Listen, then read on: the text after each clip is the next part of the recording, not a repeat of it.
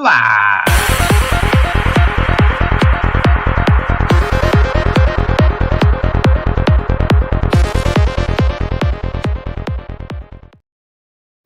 Howdy, folks, and welcome to another day in the Milky Way, as my dog is trying to talk to. He does it all the time. You know, if I'm not doing that, then he doesn't do that. Anyway, with my co-host, David Null, Hawkeye, Two Feathers, welcome to the show. Greetings and blessings as usual as we greet you all. We greet you with the love and the honor of the infinite creator. And we continue to pray that each and every day that each and every one of you will continue to learn how to accept and receive the knowledge, the healing, the wisdom, and the many blessings from the universe. And we were 5 minutes late as usual, so we're right on time. Oh, yeah. Welcome, everybody. Welcome to the show. Lucky Stone, Witchy Moon, Chloe is in the house. Thank you all for being here tonight. Elderberry, who was first in tonight, he says, hiya, hiya, hiya. What's up, Robert? There you go. What's up? Anyway, thank you all for being here tonight. And we are going to give you the best show that we can possibly give you as usual. And Lucky says, happy Tuesday, Tribal Tuesday on Milky Way Soul Tribe. There you go. It's There Tribal you go. Tuesdays. Tribal Tuesday. I like that. Welcome, welcome, welcome. That's right. Anyway, we got good stuff going on. We do got good stuff going on tonight. Tonight we are talking about Old Bill Williams, a legend of a mountain man. You know, now he was actually one of the first mountain men. He got here early. Remember, the other ones all started in the early 1800s, but not him. So what do we know about this guy? I'm sure we don't have any pictures because, you know, it was kind of before the pictures, and he didn't live long enough. Oops, I don't want to give away the ending, but he didn't live long enough to, get into pictures. So he was a statue of a man. Well, they called him Old Bill Williams.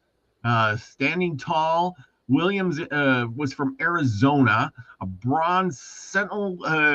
There's a bronze sentinel in Arizona commemorating the legend of this man. Anyway, the figure it honors was a real rugged, and he was rugged as the frontier itself, a man who traded the Bible for black powder rifle. Now, we're going to get into that. And he forged his name in the wilds of America in the West. He was born in 1787 on the far edge of the beginning of the United States. Williams began his adulthood as a traveling Baptist preacher at 17. Can you imagine that? 17 years old, and you're out there saying, I got the good book right here. You got the good book, and oh my gosh. Yeah. And I didn't know they had Baptists in Arizona, but you know. Well, he was a traveling, but maybe he was one of the first. Arizona. No, but I mean, seriously, I mean, you know, all the other religions, Methodist and Catholic, and, you know, but, you know, I find it interesting and comforting in a way that, you know, the Baptists made it out there too. So go ahead. I'm sorry. Got to get them all, right? Well, once he was in the frontier, you know, the West, it transformed him into an explorer, a trapper, a scout, and a guide. His journey would take him beyond the edge of civilization into a life of adventure, danger, and mystery. You know, only a few people got to see. For over 2 decades, Old Bill lived among the Osage people, immersing himself in the world. Remember, the Osage people are from around the Oklahoma area. He learned the language. He adopted their customs, and he took an Osage wife and became one of them in all but blood. The Osage gave him names that echoed through the villages: Lone Elk and Red-Headed Shooter. Wonder how he got that name.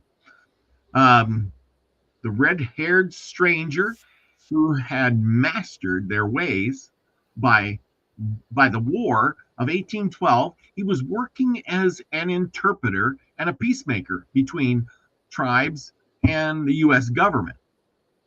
But life on the frontier was unforgiving, and tragedy struck when his Osage wife died young, a heartbreak that set Williams drifting further into the wilderness in search of purpose and solitude. Out west, Williams became a legend in his own time. And of course, he guided wagon trains and scouted the uncharted Santa Fe Trail, helping out in the untamed territory. A crack shot, an expert tracker, he survived by wit and grit in a land of towering mountains and vast deserts. By the 1840s, he was almost unrecognizable from the earnest teen preacher he had once been. He wore buckskins. He had weather-beaten face, scarred by smallpox, and carried himself with a fearless swagger. Only one contemporary describes him as about 6'1", gaunt and red-headed.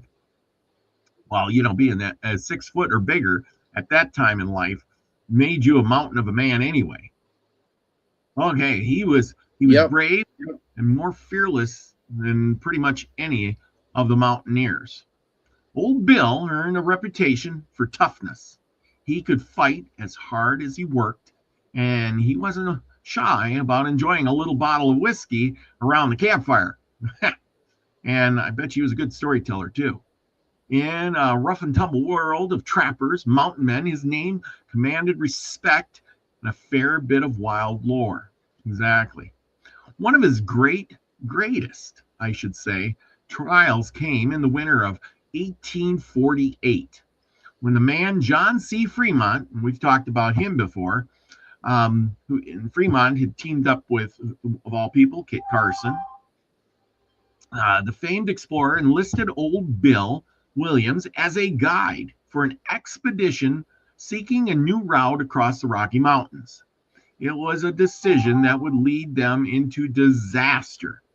Caught in a blinding Colorado blizzard, the party of 35 men found themselves trapped in deep snow and brutal cold. Now, if you've ever been to Colorado, you will know that it gets brutally cold there. I know, I went to the mountains. I went to Colorado. I went on some hiking trails in the winter, and you better have snowshoes. And the air is so cold there that will freeze your innards just by breathing. You live in Colorado in the mountains, you know what I'm talking about. It hurts to breathe. It does. It hurts. It sounds stupid, but it hurts to breathe. I mean, you draw it. The air is so cold it hurts your lungs. Yes, it does. And that's on a good day. Can you imagine when it's really bad? That's on a good day. Yeah. And then it gets dark, and the temperature drops. Exactly. That's during the daytime. It was hard to breathe. I kept thinking, what am I doing out here? But anyway, it was fun. They found themselves trapped in deep snow and brutal cold. Williams urged a safer path and fought to save his charges, but Frémont pressed on into the mountains. The result was nightmarish. By the time the survivors stumbled out of the frozen wilderness, 11 men were dead from exposure and starvation, and some had been driven to the unthinkable just to stay alive. Well, we know what unthinkable is. That means that your buddy looked like a pork chop, only thinner. Old Bill Williams ultimately took command of the desperate track to safety, likely saving many of the lives of these people. With his mountain savvy, yet in the aftermath, he became a scapegoat. They blamed the expedition's failure and the tragedy. Frémont did, and the others who needed someone to bear the guilt. That son of a gun somebody should have horsewhipped him for what he did to Bill Williams. I Yeah. mean, because you didn't stress it enough. But Bill was like, nah, we don't want, you should not, we don't need to go. It might be the autumn and you think we can get across here, but no, we should not go. And so he was hired to go, but he was grumbling the whole way. Nope, we shouldn't have done this. Nope, we shouldn't have gone. And so it wasn't that he was hired and then, oops, all of a sudden they got trapped by snow. No, he warned them. No, we should not go. So anyway, now that they come back, Frémont, he was, oh, well, it wasn't my fault. It was, it was Bill's fault, And Yeah. so that's how it went. And because Frémont had a little bit more pull and more money, the rumors, a lot of people who knew Bill, though, didn't believe the rumors.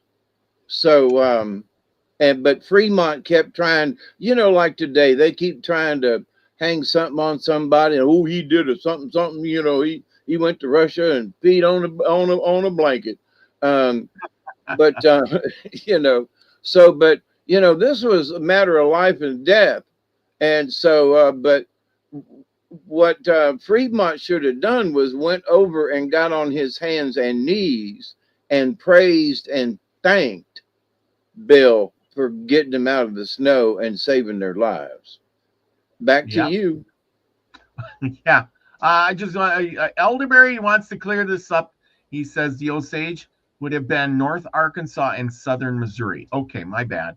But No, but anyway. no, I had a friend of mine who was Osage Indian from Oklahoma.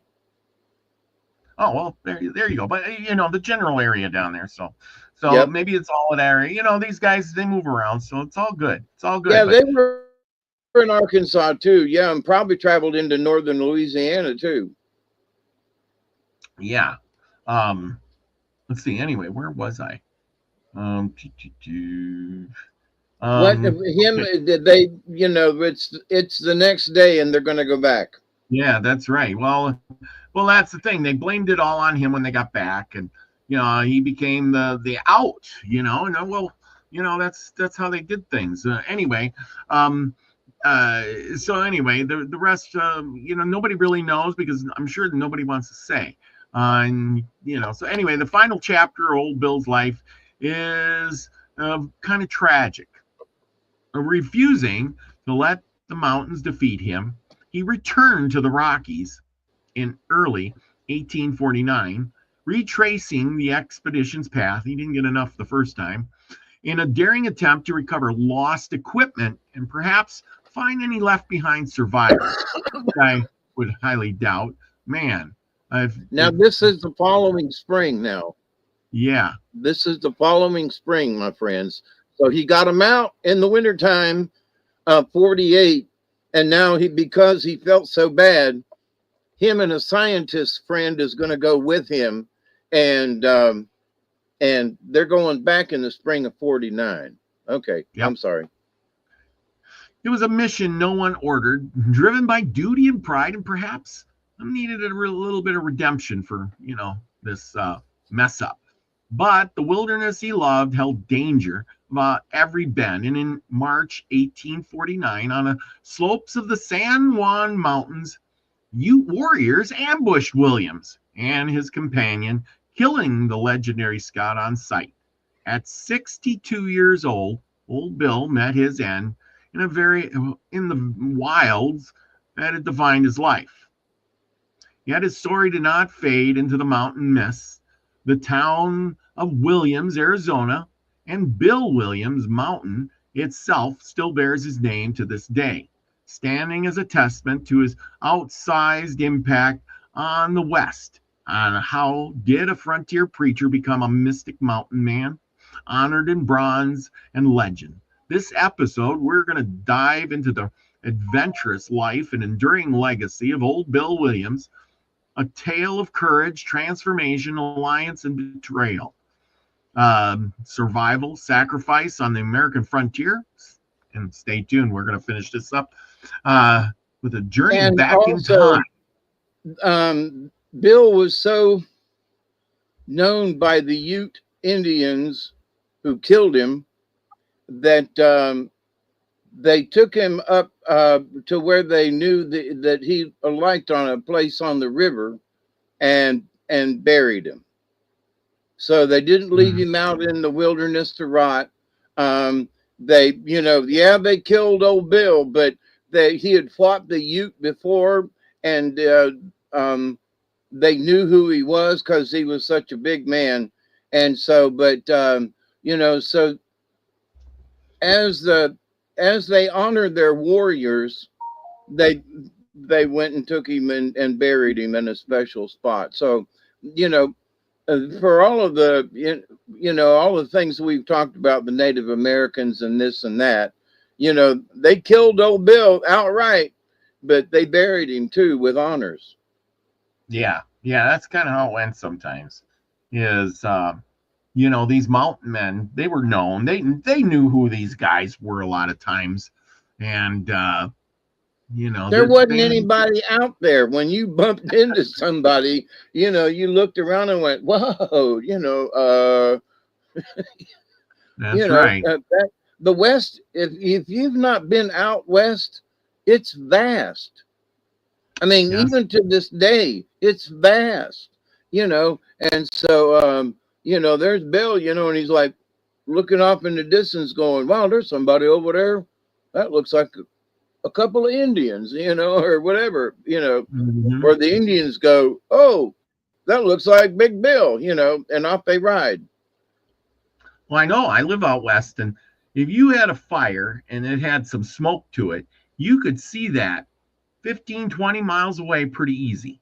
And you'd be like, somebody's over there, and you'd be like, I wonder who's there. And then, of course, once you're out in this area for so long, like myself, I'll give you an example. I'm out in this area for so long now. I live by myself. I have the nearest neighbors, a couple miles, 2-3 miles up the road. And no cars on the road. Traffic is nil to none. That I pretty much know every vehicle that goes by whenever, and and there ain't many of them.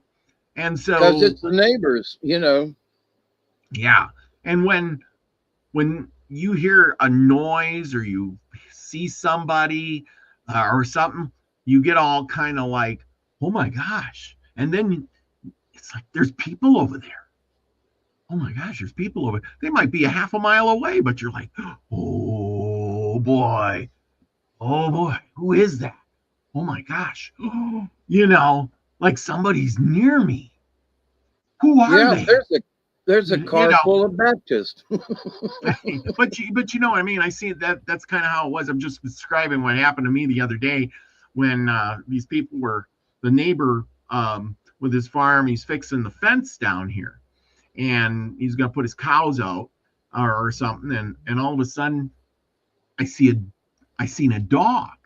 And I didn't really know it was just something big and black. It was sitting in my pasture. And I'm like, what is that? So I get the binoculars out, because you got to see far, and look, and it's a dog. And I'm like, oh, is there a dog out here? Ain't my dogs. I'm looking, and all of a sudden, the guy must have been in the ditch, and I couldn't see his four-wheeler or nothing, but he had his four-wheeler there, and then all of a sudden I see him pop his head up, and I'm like, oh my gosh, there's a person over there, and I'm almost panicking because there's a person, right in your neighborhood. Kind of weird, Yeah, he's so far away, I got to see him with a pair of binoculars, but there's a person over there, Yeah. And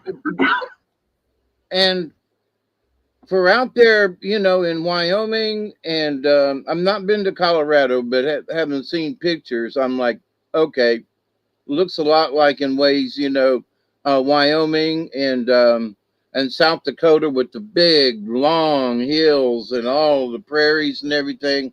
It's like, oh my goodness. So you can look off in the distance forever. Hey, Pearl, Blessings to you, sweetie. Yep. But now down here in Georgia with the hills that we got, I can see in a straight line, a couple hundred yards. I can go up the Mhm. hill and get a better view, and I can see off in the distance. But I can't see off in the distance like I could see out west. There's just Yes. no comparison. Even if Yes. I got up on a higher elevation and looked out, it is not the same thing as being out west on the prairie. It's not. It's Yep. impressive. It, If you get a chance, please go. It's cool. it sure is. It sure is. We got And Mrs. you Miss live there. Pearl. Yeah, I know. I love it. I love it. I really enjoy it. Miss Pearl's in the house. Hello, everyone. You got to get her on the show one of these days. She sent me a nice email, and I got to get busy and get going on that. Pearl, don't think I didn't see your email. I did, but anyway, okay. We're gonna get into old Bill Williams here. Um, what was his early life? Here he's 17 and he's a preacher. How the heck did a 17-year-old boy, well, as we take him today, is 17 and he's a boy, but but anyhow, um, uh, he entered this world in January 3rd, 1787, on a farm along Horse Creek in the shadow of North Carolina's Big Blue Ridge. He was the fourth of 9 children born to Joseph Williams, a Revolutionary War veteran, and his wife Sarah Williams. And the Williams family was of Welsh ancestry. That's probably why he got his red hair. Hardy folks who ventured west when Bill was still a boy in 1794. Now remember, anything before the year 1800 and you go west, there's literally nothing. You're going into the depths of nothingness. Um, his parents sold their Carolina homestead and trekked to the frontier outpost of St. Louis. That's back when St. Louis was an outpost. Then Spanish held Louisiana. Remember, the United States did not buy the Louisiana Purchase until what was it, 1804? And that's when he sent Thomas Jefferson sent Lewis and Clark out west to see what they bought. So these people were taking quite the risk to move from the colonies, basically, out west to Spanish-held Louisiana. That's got to be scary. They were seeking new opportunities. Well, of course. There, on the edge of civilization, young Bill grew up amid fur traders, pioneers, and wilderness beyond. He proved an inquisitive, bright child, taught at home to read and write, again, another reader and writer, and cipher. You know what ciphering is? You want to explain it to us? A little bit of cipher. Oh, he took off. Okay, cipher. Anyway, and even picking up French and Spanish from the local inhabitants. So now he could speak 3 languages. Restless and adventurous, he roamed the woods, trapping small game and honing his outdoor skills as he discovered a surprising gift for language and a deep wanderlust that would shape his destiny. Let me Well, say something here. yes. The way they write it, honing his skills, he had to survive. If he didn't want to starve to death, he had to trap. So, he was honing his skills. It made him sound like he was practicing every day. No, he wasn't practicing. He was out there in the woods, tracking down animals and stuff. And so the way I was listening to you read it, and I was like, made it sound so grandiose. Like he was It does. just sitting on the porch and honing his skills. And no, he's out there trapping in the snow and the weather and learning how to trap, because, he was a youngin' and he had to learn his own ways. And find it, because trapping, there's a lot of different types of traps, and you have to know your terrain, and Well, you have to go, once you set them, you have to go back and check them, and then so I mean, it's a lot of work. So this yes. idea, that he honed his skills, yeah, because he was hungry. I'm sorry. It Well, just, the and way that's the but thing. it's not your fault, but it's just the way they wrote it. It was like, what? It makes it sound so. The dude was starving to death. He was out there like clubbing things because he was so hungry. But, But anyway, but then I'm again, sorry. Go ahead. back in those days, that that would have been probably 90% of the people, wouldn't it? That lived Yeah, out in Timbuktu land. You had to go out there and trap or shoot or club your food so you have even if dinner. you lived in town or a community, it wasn't that you could go down to the 7-Eleven and pick up a hot dog. Yeah, You had to go find food. And so you found food for today and your belly's full. What about tomorrow? yeah, And the next day and the day after that. I mean, this was a continuous thing. So we can go and to the store and get some stuff and come home, cook it up. You know, where are we going to get our next meal? Well, we think of it as a trip to the store, but back then it was a trip to the wilderness. What can I yeah, find to kill? yes, kill or be killed, one or the other. Yep. But remember, there is the one thing that you forgot to mention, and that's there's no refrigerators. So once Oh yeah. you kill something and you say, well, I shot that deer, and then, well, now what do I do with it? I had a great meal tonight, but what do I do tomorrow? Tomorrow's food, well, you might get away with 2 days, but by the third day, especially if it's hot out, that meat's all spoiled. You either got to sit down and smoke it, you got to preserve it some way, cook it, all up, and maybe it'll last. You got to dry it. You got to do something with it because you can't put it in the fridge, right? And you got to keep it from the critters. That's a good point. Bears and lions and mountain lions, big suckers, out there in the wilderness up there. So Yes. they smell that, you kill something, they smell that dead animal. Where's he at, buddy? And they'll track Yeah. it down to your house. Well, and back And in so those days, I don't think those. you had supper real nice, but you're gonna have to fight off that bobcat or whatever to keep that meal. You know what I mean? So anyway, go ahead. No, but I agree with you. But I think back in those days too that you got to remember, there was those animals weren't quite afraid of people as they are today. Today, you show up, the bear runs off. Back then, I don't think the bear seen a human and said, "Well, look at that guy. Oh, he's going to shoot me." No, it went, there's dinner. And look, he's holding dinner, kind of thing. And there was a Especially lot if it more of was a them. grizzly. Yeah, Brown bears not so much, but a grizzly bear, I mean, yeah. you gotta fight on your hands, and that you're probably going to lose. But Yes, of all of the things out there too that isn't spoken about enough, and that's mountain lions.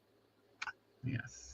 Because back in the day, there were heaps of mountain lions, bunches of them. I mean, even in Georgia and Florida, the Okefenokee Swamp, they got a black panther, the Florida panther, sleek Hmm. and nice, cool looking devil. But so we still have those cats in the swamps to this day.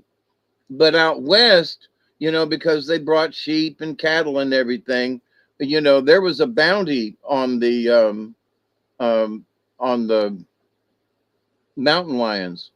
So, but Oh, anyway, but mountain lions, I would have been afraid to death of trying to go to sleep and then a cat, come and get me in the middle of the night. yeah. Mm. That and wolves. I mean, back in those days, Oh, remember and of course the wolves.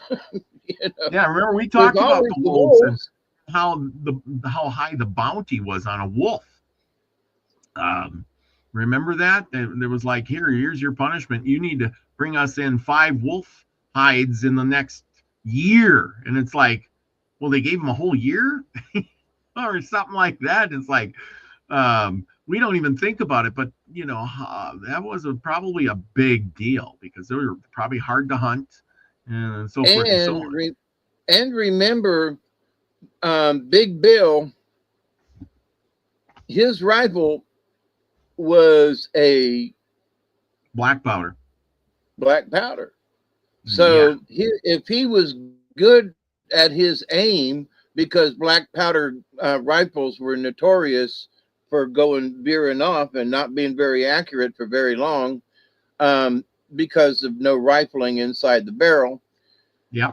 But by the time he was in 1849, so Yeah. they didn't have repeating rifles. They were just starting to get into bullets, and so Yeah. he was still, putting powder in and ramrodding it. So, That's and right. there's that too. So not only was he a good hunter and a good shot, he was doing it with with a black powder gun. That's So right. that's it. To me, is even more impressive. That's right. That's right. So, as we move on here, now that he knows all these languages and ciphering, we're going to talk a little bit about ciphering for a second. He learned how to cipher, and everybody's been talking about chat about the ciphering. Somebody said math, somebody said it's a code. Ciphering means learning cryptic messages, cipher code. Lucky says, so there's different thoughts on the ciphering. So I don't know which one is correct. There's some code words, etc. Base make interesting. A code. So anyway, I don't know exactly what they meant by ciphering, but it is Yeah, interesting. I can add to that. Okay. Ciphering back in those days meant to be able to add. Oh. So Okay. yes, there was ciphering and decoding, but if somebody said, can you cipher this out for me? They meant that they wanted to know if you could count how many pelts you had and how much per pelt, and cipher it down to see how much you got. So I see. that was a form of to cipher would be to it was slang Math, for basically. the cowboys and Yeah. and those folks. So yeah. Okay. So now we're going to turn our attention to him learning to be a preacher. So how did this happen? By the time he turned 17, we know he can read and write, and he knows different languages. He knows how to trap. And what turned him into being a preacher, I don't know. But here's this So big 17-year-old kid. well, Go what ahead. did he learn to cipher? I don't know. It just said he learned to cipher along with reading and writing. Huh? So And by apparently, the time he I'm was thinking, 17. yeah. So during his younger years, this is what he did. He learned how to read, write, and cipher. He So went I to mean, he did he, my point is that he found some schooling during that time is where I was yeah, headed with that. yes, Somebody exactly. taught him, and they really taught him well, by the way. So keep going. I'm sorry. Yes. So with all of that, then means he could read the Bible, which means that he could be a preacher because he could actually read. And how better way to do that than if you can actually read the Bible and preach to other people. So at 17, with flame red hair and a devout spirit, William set out as a traveling Baptist preacher on the rough Missouri frontier. Wow, now that's quite an undertaking. For about 7 years, he roamed from settlement to settlement, Bible in hand, ministering to homesteaders and natives alike. By the 1810s, his evangelical journey brought him into close contact with the Osage Nation, a peoples whose language and customs he eagerly learned. And in 1813, Williams abandoned the pulpit. He gave that up. Uh, and he kept those reasons private. He never really told anybody. And he immersed himself in the Osage world. He settled in the Osage village in Missouri Territory, where he was soon regarded as one of their own. We know that a lot of mountain men did that kind of thing. We know that James Beckworth became a Crow chief, and he became a Crow tribe member. So why not old Bill to become an Osage tribe member, right? Right. So anyway, he was soon regarded as one of their own, and Bill's linguistic knack proved invaluable. Remember, he could already speak 2 or 3 languages, and he became fluent in Osage. And for the natives, he knew how to cipher. Yes. I mean, because, they were like, they didn't know white man's ways. So here's a white man who's turned Indian, but he knows the secrets of ciphering to be able to work with letters and numbers. Ooh, because the letters are one thing, but then there were the numbers, and that confused a bunch of people because they are symbols, but if you don't know what they are, it's like, that's a number 4? No, it's an arrow with a line through it. It means God, wait a minute, it's the number 4. But to somebody who wasn't trained in that, so numbers and sets of numbers were very confusing to folks. And because he could cipher and decode the numbers, see, it all does fit. He decoded the numbers, and for the pioneer, as well as natives who were trying to sell their wares and to get a good price and that kind of thing. So, but anyway, okay, I'll shut up. Well, I was going to say, well, let's see what he did with all that knowledge. So, what did he do? He created a 2,000 word Osage English dictionary, and even helped translate portions of the Bible and hymns into the Osage language. I think that what you're talking about, that's ciphering, probably helped him do that. Yes. The verse quoting minister transformed into a cultural bridge, an Indian agent and interpreter trusted by both the U.S. government and the Osage people during a time of tensions to make peace. So yeah, what a thing where, for a person to do, creating a dictionary from Osage into English, that's got to be hard. Heck, I can't translate it anything to anything almost. Yep. And something that I had a friend of mine who's passed away a couple of years ago, but he was Osage Indian. So we used to sit down and have conversations, and what the elders had spoke to him. So, but anyway, so I feel a little affiliation to this subject, just a tad, Yeah. But so in his ciphering and in his, making the dictionary, taking the Bible and explaining, God and Jesus and the Bible to the Indian, and then translating it so they could understand it and read it. So with that, so that he became it doesn't say so, but I can assure you, he became a holy man. All right. He was a shaman of sorts. He wasn't a medicine man. He was, he was still a preacher, but within the tribe. And what I mean by a holy man, they could trust him. He only spoke the truth. He had this black book that he carried that had the power of Jesus and God in it. And he preached it to the tribes. And so, and that's what he did.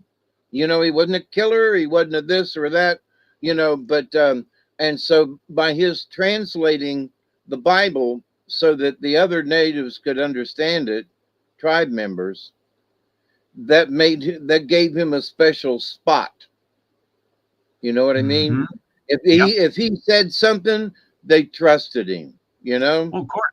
Yes. So, but then well, he just wasn't another any old redheaded white man. He, Mhm. you know, by what he did, he really earned his spot within the tribe Yep. Yes. Yes. and had He great did. influence with them, with the Bible and everything. So anyway, I'm sorry. That's all right. Um, anyway, so he was redheaded, of course, and with that, he was a good shooter. So good, and the Indians were impressed with his marksmanship. They called him the red-headed shooter. And I don't know what that's pronounced in the native tongue, but that's what it did. Many tribes came to know him by this name. Lone elk, a tribute to his solitary roaming nature, because he liked to be by himself, apparently. He was a I'm by myself trapper kind of guy, not with a group of guys, but he liked to be by himself. Anyway, Williams also found love amongst the Osage. And around 1813, he courted and married an Osage woman named, uh, I don't even know how to pronounce this, so I'm not even going to try to butcher it. Her name was Wild Blossom. Following the customs of the Osage, Bill won her parents' approval with gifts of horses uh, before the couple wed. Here's 3 horses and blah blah blah and whatever, and then you can have my daughter.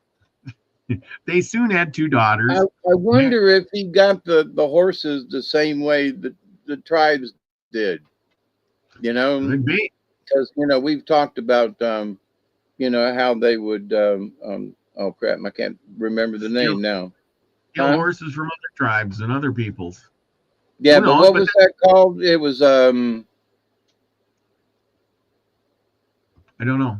What do you yeah, you do. It was getting something anyway. not counting coup? It was Yeah, yeah. You counting two. Right. oh I okay, okay. wonder. I wonder if he did it in you know as part of the tribe to count coup.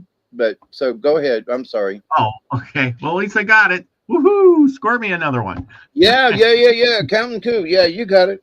I Yeah, knew you knew. yeah. Gotta give me a little bit to go on there. Well, anyway, they soon had 2 daughters, Mary Ann, who was born in 1814, and Sarah, who was born in 1860. And by accounts, Williams was a devoted husband and he was a good father, happy to live as an Osage hunter trapper and providing for his family. But the frontier life is met with a lot of tragedy. And sometime between 1819 and 1825, uh, a wind blossom died, leaving old Bill a widower with 2 young girls. And he was heartbroken. He made the painful decision to send his daughters back east to a Kentucky boarding school, ensuring that they would be raised in a white society after their mother's death. How nice of him. This loss marked a turning point in William's life. Um, uh, he had lived a decade between the white and the Osage worlds. With his wife gone, the wild western mountains now called to him, to his grieving soul. And he says, I'm out of here. So let me ask. Let's have a slight discussion. Do you think Yes. he was justified in sending his daughters east, or should he have allowed them to stay within the tribe from where his wife was originally from? You know, it sort of seems like, oh well, I would have sent him east earlier, but you know, I had to wait for my wife to die. You know, because she wouldn't give me permission, or you know what I mean. But from the way it sounds, but I can understand that there were some Indian folk, especially some of the women who wanted to send their children east to learn the white man's ways, to learn how to Yes. cipher and to read, and then come back to the tribe and teach the elders how to do it. So, Yeah. but I'm just curious, because see that'd been half breeds, so Yes. Yes. sending them back east would have not been easy for them girls, you know. They Yeah. would have Yeah. been But the called names and folks would have pointed fingers. And who did they, I mean, I know it doesn't say, but who did they stay with? What was their status in society? Because that really mattered back then. Unless you went back east and stayed in a cabin um, with Daniel Boone. well, yeah, yeah, it depends. Kentucky in 1825 was pretty wildernessy itself. I'm sure there was no Yep. big skyscraper cities, but um, I think I think according to what I've read about a lot of other guys who had children or even families, they would send them east to some boarding school to learn, all these things that they couldn't learn out west. And Yeah, which then is these people would, interesting. like you said, we would bring all that stuff back with them. Yeah, which is interesting because that kind of stuff costs money even back then. Well, So yeah, Bill and had to have been prolific with his shooting and trapping and trading skills in order to have enough money to send them back east.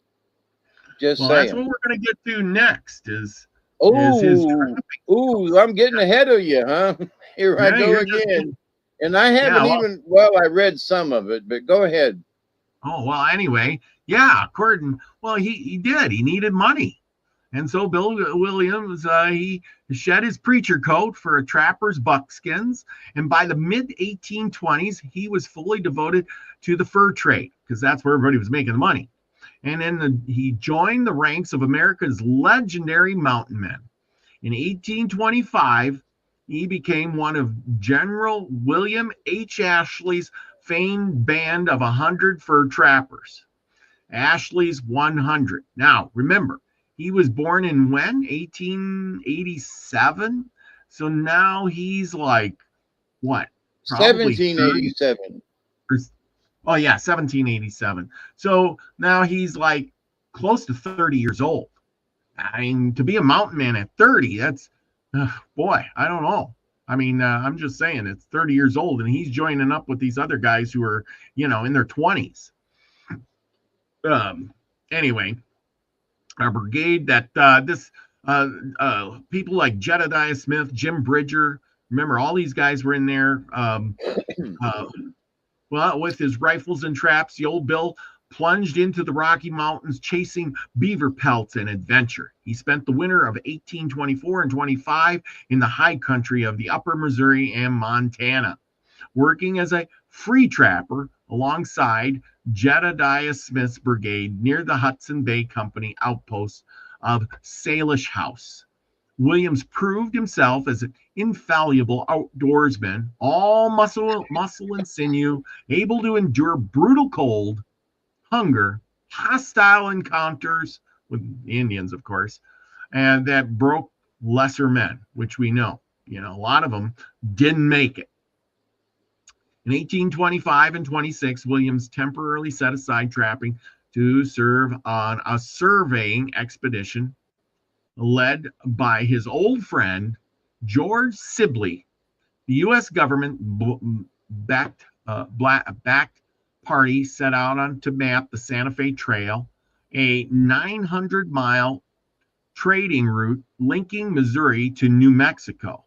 And Williams' frontier savvy and Osage connections were invaluable on this track.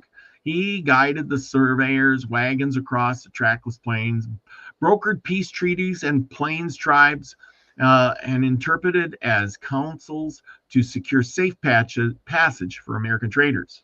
Wow. And And all they back in that point,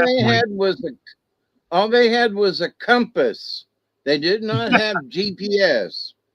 So yeah, when they, so they're standing in Missouri and they're like, so where are we going? That way. And you yeah. point to the west. And actually it's a little southwest. We're going that direction. So come on, everybody. Where's the road? We're gonna make one. So, Uh, this is the kind of situation they were in back then. Had Lewis and Clark gone out yet? yes, oh yeah, they went out in 1804 and five, Oh, right in okay, there. yeah, all By right. It this was that time, early. Okay, he was already out west, and he was already in St. Louis, and he was already preaching and living with those Osage right, Indians, and you know, right. and When and they this is got back, yeah, yeah, 1824, 25, 26. Uh, this was the beginning of the trapping stuff. Like I said, he was a part of Ashley's 100, and already he's, close to 30 years old. And then he goes on this Santa Fe trail and mapping out the frontier that would guide the surveyors' wagons across the trackless plains. Once you made the track, everybody's going to follow you. So anyway, soon as the mission ended, the wandering mountain man was off again to more remote horizons. Where do you think he went? Well, for the next decade, old Bill became a true vagabond of the wilderness. He trapped and traded over a vast territory from the Yellowstone country to the north to the deserts of New Mexico and Arizona and even California. Uh, he ventured south to Spanish Texas and west to the Pacific. Remember, Texas was still Spanish in those days. yep. He went to the Pacific and roamed wherever fur and fortune beckoned. During these years, he lived for a time among the Ute people in the Rockies, learning their language and ways. Well, which is kind of interesting because wasn't it we talked about in the monologue there that the Ute were the ones that killed him? So Yep. maybe that's why they honored him, is because they went, "Whoops, He we lived with killed him." them at one point. So, yep. Yeah, so that kind of makes me wonder. Well, anyway, he learned their language, another language. Chalk that up now. And now he knows French, Spanish, Ute, Osage. Oh my gosh, how many other languages does he know? This guy is smart. Um, well, anyway, then the Native Americans across the West came to know the gaunt red-haired trapper as the mysterious lone elk, a solitary wanderer who moved between Indian and white worlds with equal ease. Some tribes regarded him as a friend, and others, such as certain Ute bands, remembered him as an adversary in bloody conflicts. Maybe that's why. William's life in the years was as free and wide ranging as the rivers he trapped. 60 years on the plains. Uh, he was a lanky figure riding alone under the big sky. Wow. Can you imagine it? 60 years old, you're still out there riding around trying to trap and run off Indians and stuff like that. My gosh. By the 1830s, old Bill Williams had earned a reputation as perhaps kind of eccentric of the mountain men and one of the most capable.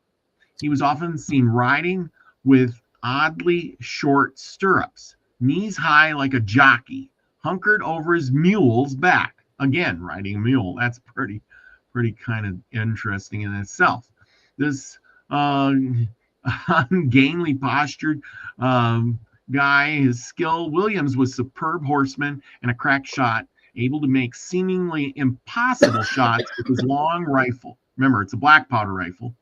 Despite its wild swaying motions, in appearance, he was unforgettable. About 6'1", gaunt, red-haired, with a hard, weathered, beaten face marked deeply with smallpox. So apparently he had smallpox at one time, and man, I can't imagine. Today we would probably consider him pretty ugly.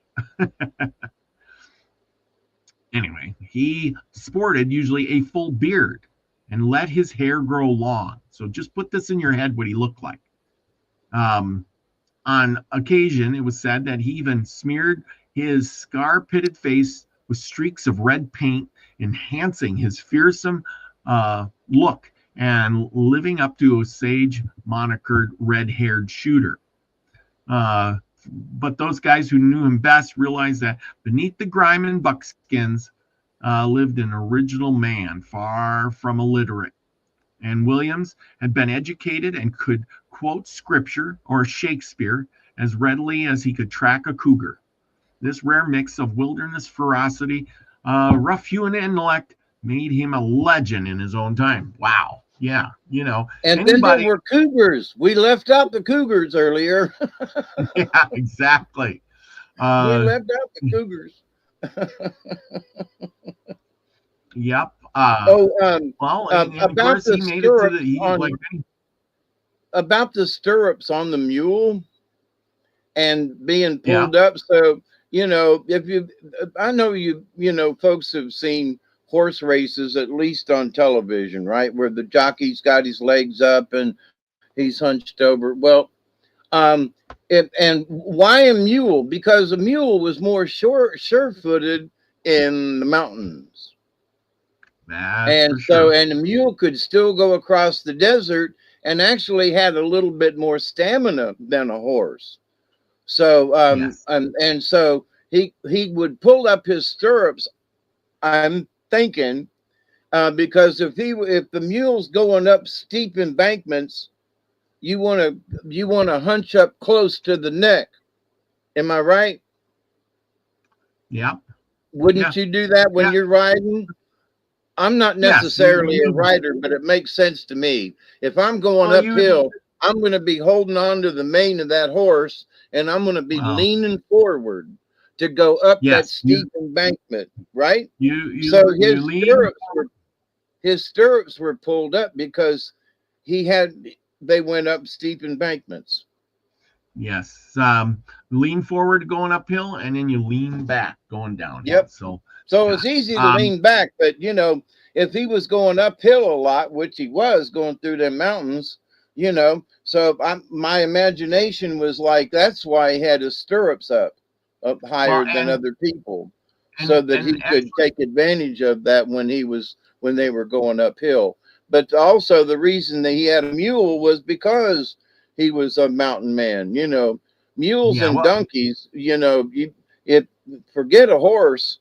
If you're going through the mountains, you need a mule or a donkey, Well, yeah, mules were actually, kind of a first choice. They're not quite as fast, but they're more enduring. And like Scotty said, mules won't walk over a cliff. The horse will just jump right over, and that's so true. Mules are great to ride, but can be stubborn. Some are better than horses, and Lucky's right. If you got a good mule, man, you got something really good. You got a friend. It ain't just an animal. It's a member of the family. Yeah. Mules aren't quite the fastest, but they're fast. John Price says mules can outrun a horse to an extent. The thing is, when a mule gets tired, he'll slow down. That's why they don't have mule barrel horses, because the mule will run the first round pretty fast. And once he gets the hang of it, he'll say, this is doing nothing, and he won't want to run because he's like, this is dumb. Also, mules can go the distance too. It's sort of like they can look off in the distance and go, I need to slow down a little bit, and conserve my energy. And they'll make it to the end, where a horse might just run all out and then collapse.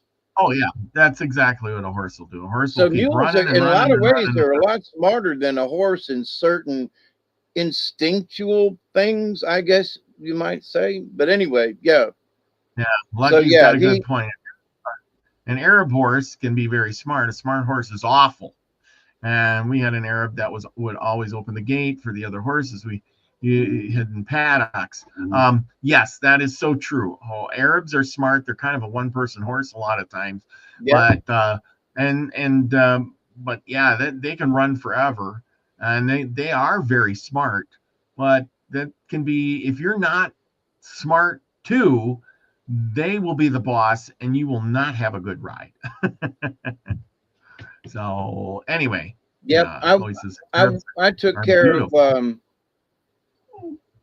I worked on a not a horse farm, but stables kind of thing.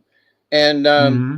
there were a couple of horses that could lean their head over, and they were the type of latch that you had to lift up and push over and then flip back down. And there was a thing to lock it so you couldn't lift it back up. And so, but this horse, you know, had learned how to use its lips to lift that thing and flip it back and open that gate and wander around inside there and go down and eat hay out of the end of the barn and stuff. You know, he never did really get out, but he was out of um, he was out of his cell block. He was out of his stable part. But anyway, so yeah, some of them horses were dumb as a box of rocks. They wouldn't even turn around in the in what is it called? Their stable. Yeah, they wouldn't wouldn't even turn around. Yeah. So but anyway, Hmm. um there was one Okay. horse in particular that was facing outside. And so we were on the inside in inclement weather and feeding up and, you know, and putting some oats out with everybody there, you know, and some extra hay um, and water. And that horse would not turn around. He would not. You had to go outside, open the gate, and lead him around, and then bring him back in. And there was enough room for him to turn around because all the other horses did it. So yeah, there are some dumb horses. Yeah, there are. There are. Well, we're gonna jump over here to the John Fremont's expedition. Now, in 1848, he got it with old Bill. Uh, was hired by John C. Fremont on an expedition to the southern Rocky Mountains. The goal was to blaze a possible transcontinental railroad route across the 38th parallel through Colorado. Oh boy, that's got to be fun. And but anyway, they met at Bent's Fort in Colorado.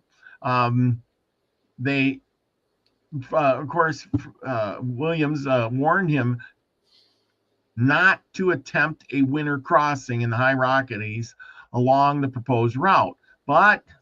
And Williams knew these mountains intimately. He understood how lethal the San Juan Range could be after autumn snows. But Fremont said, I don't give a shit. He was overconfident. And in November, this is a stupid part. What kind of person would leave in November to go into the mountains? That's just dumb. Let me 1848, the answer party that. of 30, Let me answer 35 that. men. Wait, hang on, hang on. Let me answer that. Go ahead. Who did Fremont? What was he doing? Who was he working for? Well, he was working for the government or the railroad The, trains or something. he was working for the Well, railroad. the railroad, apparently, somebody. And back in those days, he was working for the railroad. Okay, and so back in those days, there were bets Yeah. going on as to who could make it to where, and which northern route, southern route, easiest route with the railroad. So you know, it was a big deal for him to find this route.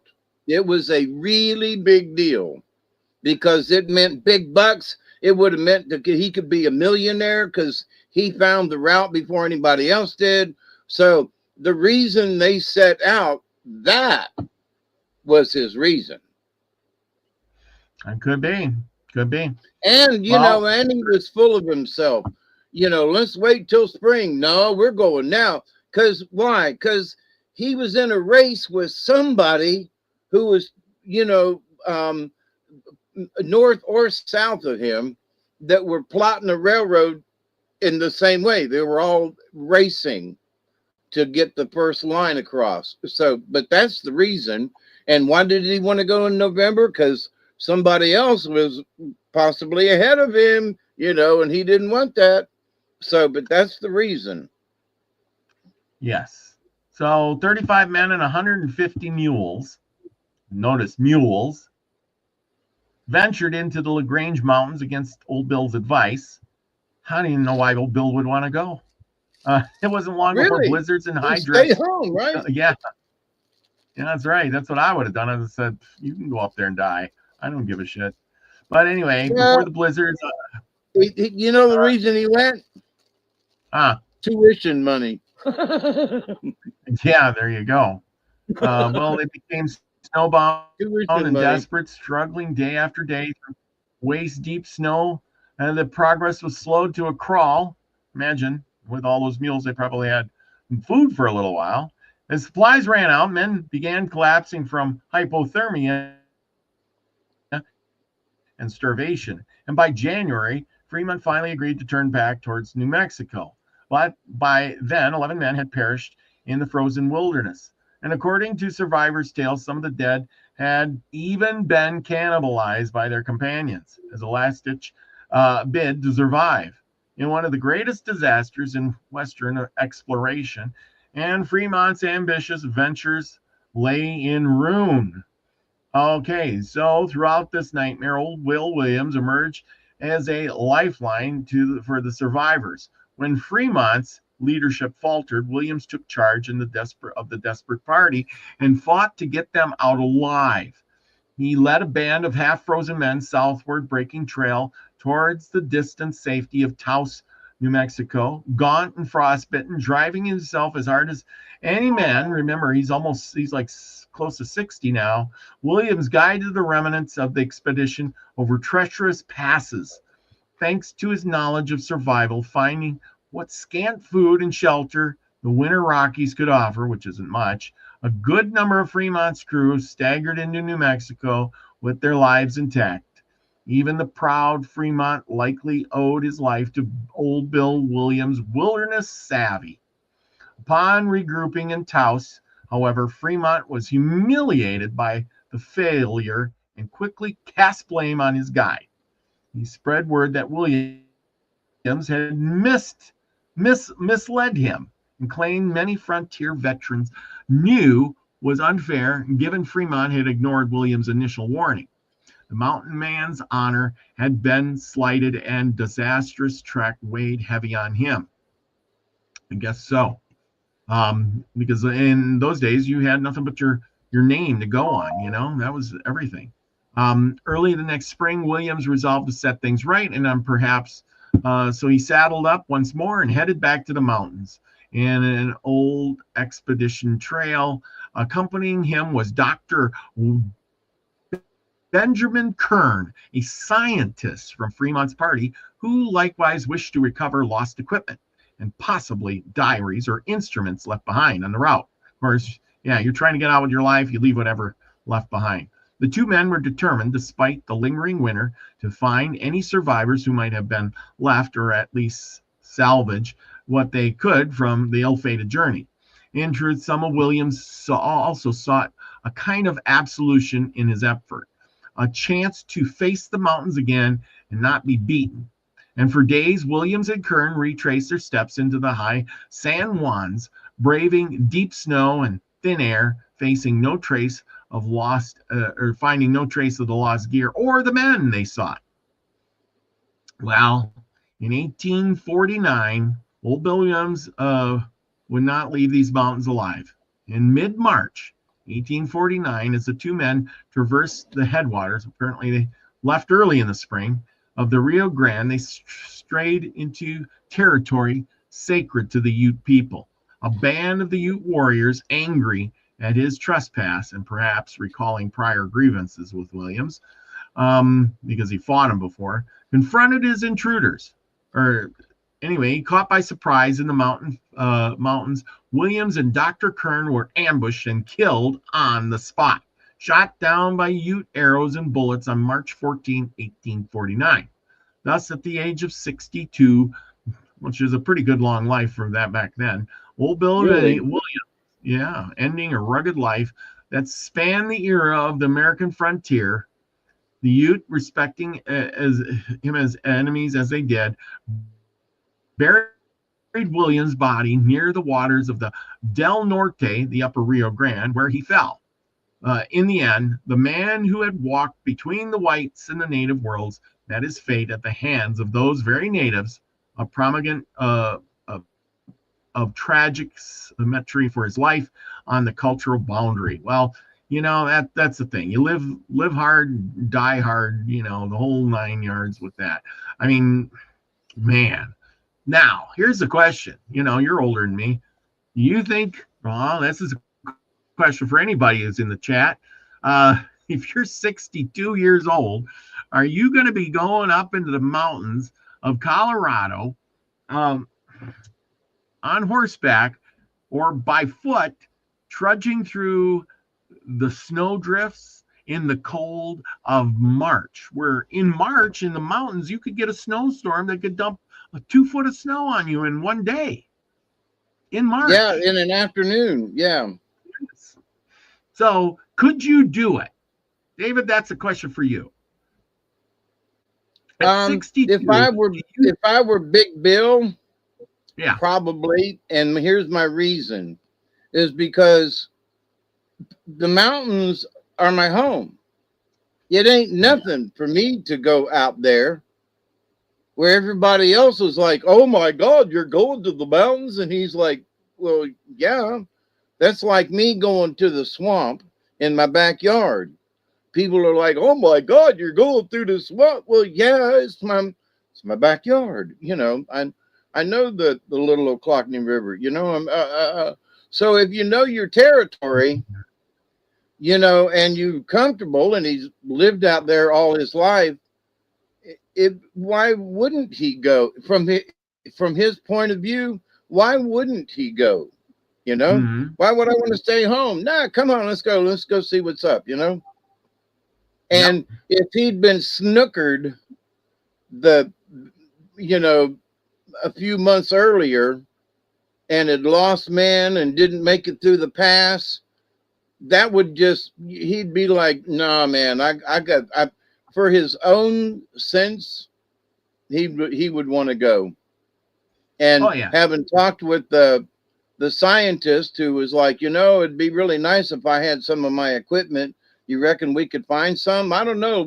If we retrace our so they're sitting around the campfire having that conversation, and for the next 3 months, and finally they go, yeah, okay, let's go.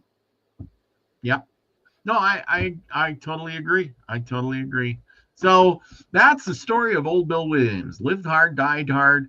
Man of many knowledges, and at 62 years old, could still truck up the mountains, fight the Indians, do all that stuff. I mean, come on. He just came out of the mountains the year before, and at what, 61, he was up there starving to death, trekking through the mountains with Fremont's group. I mean, I don't know if I could, I have a willpower like none other. And one of my buddies was saying, if you on the on a 1 to 10 scale of being tough, he called me a 10. I'm thinking, oh man, if I'm a 10, these guys were like 25 or 30. You know what I'm saying? Yeah, they broke the scale. Yeah, I have people who have told me that too, because I'll go anywhere in the swamp, and I'm headlong, unless it looks too dangerous for anybody to go. But I've gone where people are just scared to death to go. Like my backyard. Yep. Yeah, there you go. On the river back there. But there's all kinds of critters back there too. But anyway, so it's sort of a presence of mind. If I know my backyard, I know my neighbor's backyard, we share the same backyard kind of thing along the river here. But if I was to go 10 miles away, and somebody said, okay, we're gonna, there's the woods, go at it. Yeah. The best I could do, I wouldn't know that section of woods, but I would know the woods in that it would be similar to mine, just Yes. No, similar, I, you know. I, So I, I would I take agree. them and be like, oh yeah, well, there's a briar patch, better go around it. I mean, just things, you know. So if old Bill was out there, the reason I'm saying this is one rock climb up looks the same as another rock climb up. Him and his mule have been up the mountain so many times in so many different places. It's just it ain't no big deal to them. That's Does right. that make That's sense? right. Yep. Yep. Yep. So anyway, we got a story coming up, and the boy who called thick was called thick-headed. How about that? Thick head. Thick head. Oh, thick head. I Yeah. was think, I Hey, was thinking of thick I was I head. was thinking I was thinking of Scotty Boy. What am I talking about? Oh, just kidding, Scotty Boy. Thick headed. That'd be like, Oh, hey, Dunderhead. yeah. Oh, okay. Well, All right, anyway. y'all. I'm All still right. getting you. I just want to sort of warn y'all. I'm still getting used to my new eyeballs. Oh, yeah. Sometimes I lose focus at the weirdest times, and so and wearing glasses just seems to make it worse. So I've got I've got the text blowed up to where I can read it decently, but I just want to warn you, if I stop and just sort of look stupid for a minute, that means I'm trying to get my eyes to focus. I love my new eyeballs. Everything is very bright, but sometimes it's difficult to focus. So, anyway, so that's my preamble. So, ladies and gentlemen, I'm still reading from the same book, Glooscap's Country and Other Indian Tales by Cyrus McMillan, 1923. So that's 102 years ago, my friends. Our story for tonight is The Boy Who Was Called Thickhead. Three brothers lived with their old Indian mother in the forest near the sea. Their father had long been dead. At his death, he had little of the world's goods to his credit, and his widow and her sons were very poor. In the place where they dwelt, game was not plentiful, and to get food enough to keep them from want, they had often to go far into the forest. The youngest boy was smaller and weaker than the others, and when the two older sons went far away to hunt, they always left him behind, for although he always wished to accompany them, they would never allow him to go. He had to do all the work about the house, and all day long he gathered wood in the forest and carried water from the stream. And even when his brothers went out in the springtime to draw sap from the maple trees, he was never permitted to go with them. He was always making mistakes and doing foolish things. His brothers called him Thickhead, and all the people round about said he was a simpleton because of his slow and queer ways. His mother alone was kind to him, and she always said, they may laugh at you and call you fool, but you will prove to be wiser than all of them yet. For so it was told me by a forced fairy at your birth. The chief of the people had a beautiful daughter who had many suitors, but her father spurned them all from his door and said, "My daughter is not yet of age to marry, and when her time of marriage comes, she will only marry the man who can make great profit from hunting." The two older sons of the old woman decided that one of them must win the girl. So they prepared to set out on a great hunting expedition far away in the northern forest, for it was now autumn, and the hunter's moon had come.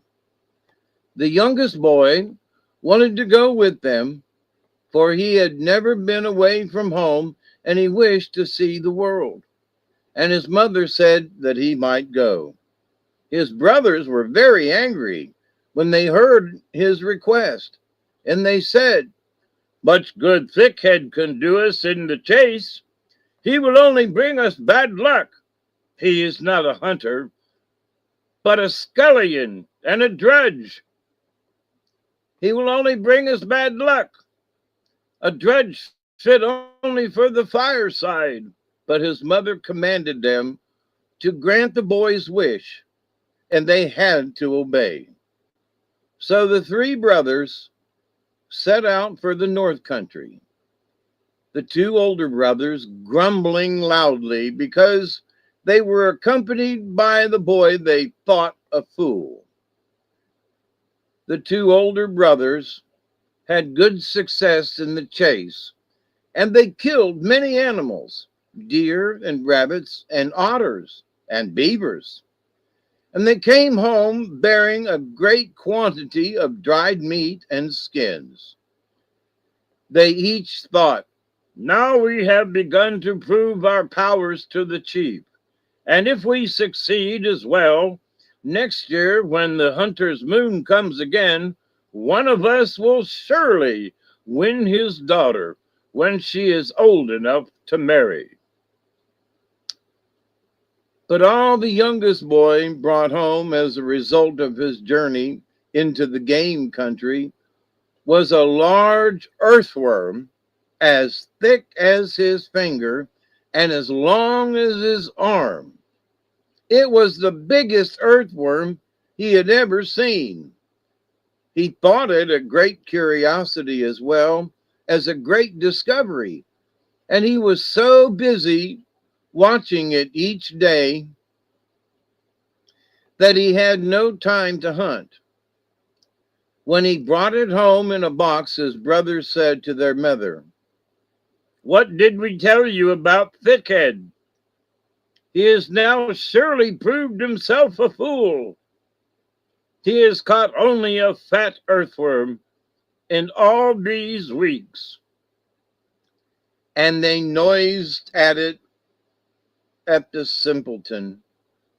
They noised it abroad in the village, and all the people laughed loudly at the simpleton until Thickhead's hunt became a byword in all the land.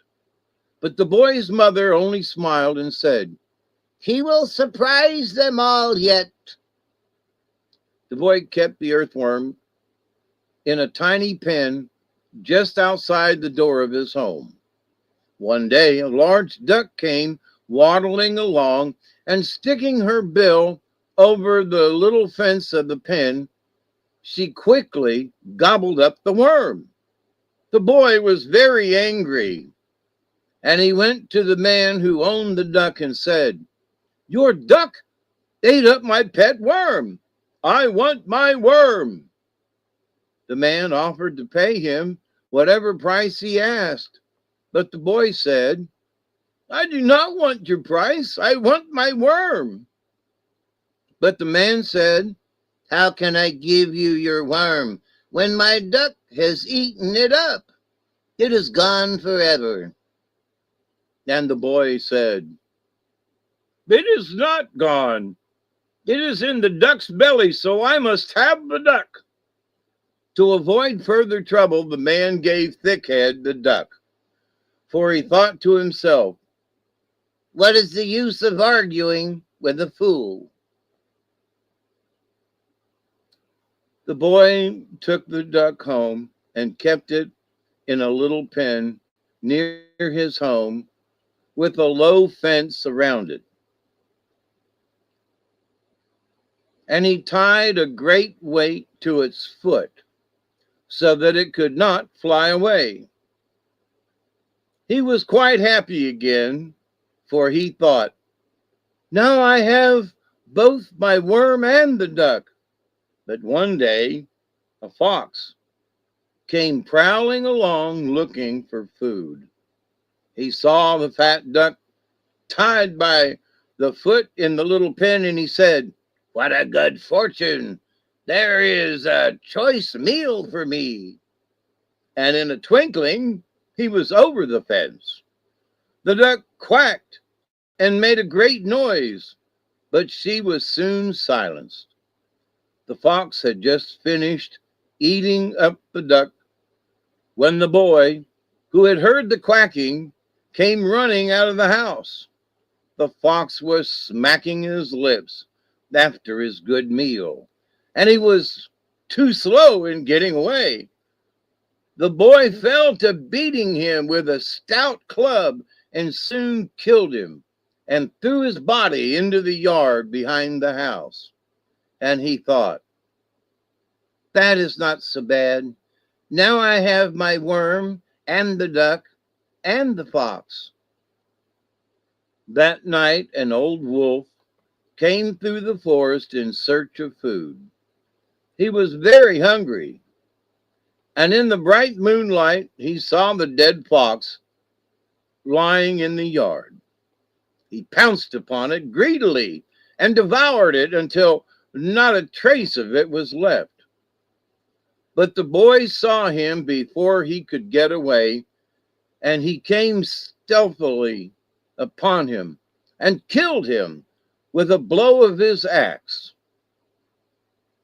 "I am surely in good luck," he thought, "for now I have the worm and the duck and the fox and the wolf." But the next day, when he told his brothers of his good fortune and his great skill, they laughed at him loudly and said, "Much good a dead wolf will do you. Before 2 days have passed, it will be but an evil-smelling thing, and we shall have to bury it deep. You are indeed a great fool." The boy pondered for a long time over what they had said, and he thought, "Perhaps you are right. The dead wolf cannot last long. I will save the skin." So he skinned the wolf and dried the skin and made a drum from it. For the drum was one of the few musical instruments of the Indians in those old times, and they beat it loudly at all their dances and festivals. The boy beat the drum each evening and made a great noise, and he was very proud because he had the only drum in the whole village. One day the chief sent for him and said to him, "I want to borrow your drum for this evening. I am having a great gathering to announce to all the land that my daughter is now of age to marry, and that suitors may now seek her hand in marriage. But I have no musical instruments, and I want your drum, and I myself will beat it at the dance." So Thickhead brought his drum to the chief's house. But he was not very well pleased because he was not invited to the feast, while his brothers were among the favored guests. And he said to the chief, "Be careful, do not tear the skin of my drum, for I never get another like it." My worm and my duck and my fox and my wolf have all helped to make it. The next day he went for his drum, but the chief had struck it too hard and it had split open so that it would now make no sound, and it was ruined beyond repair. He offered to pay the boy a great price for it, but the boy said, I do not want your price. I want my drum. Give me back my drum, for my worm and the duck and the fox and the wolf are all in it. And the chief said, How can I give you back your drum when it is broken? It is gone forever.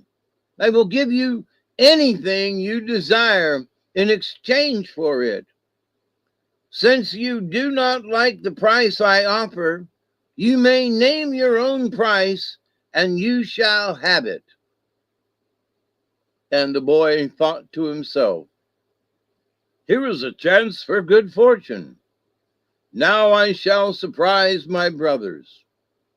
And he said, Since you cannot give me my drum, I will take your daughter in marriage in exchange. The chief was much perplexed, but he had to be true to his word. So he gave his daughter to Thickhead, and they were married. And the girl brought him much treasure, and they lived very happily. And his brothers were much amazed and angered because they had failed. But his mother said, I told you he was wiser than you, and that he would outwit you yet, although you called him thickhead and fool.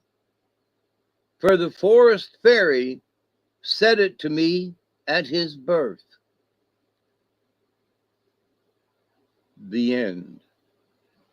So you got to take heed from them forest fairies when they come and chat with you. And next week's story is the boy who was saved by thoughts. Oh, that should be a good one. And so shall. I hope you like that story. That was a pretty cool story. There wasn't any killing in it, or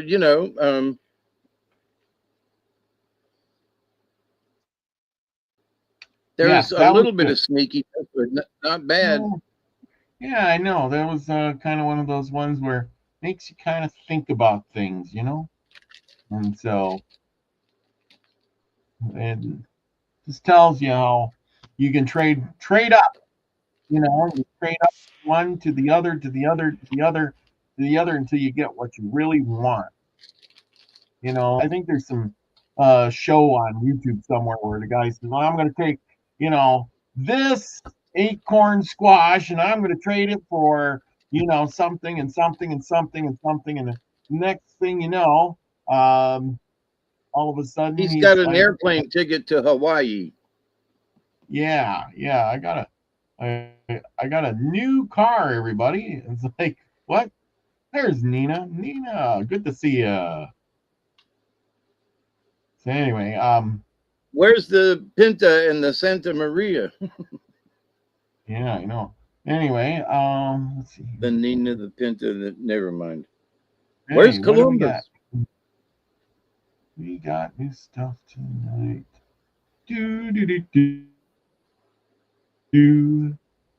So is everybody? Everybody picking their cards, and everybody picks their cards. Yeah, is everybody picking their cards for tonight? Because I'm doing the shuffle.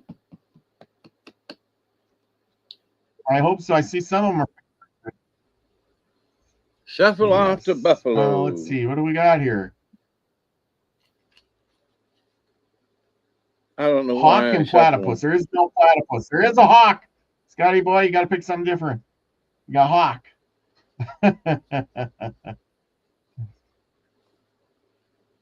Okay. see. Somebody All else right, said so something. think about your cards, because here I go. Okay. I think it's going to be deer. I think deer is in the running. I think there's going to be, um, let's see, deer, beaver, mosquito, or no, not mosquito. I don't think there is a mosquito. I think No, dragonfly. I'm thinking dragonfly and hummingbird. Here's my picks. Okay, deer, dragonfly.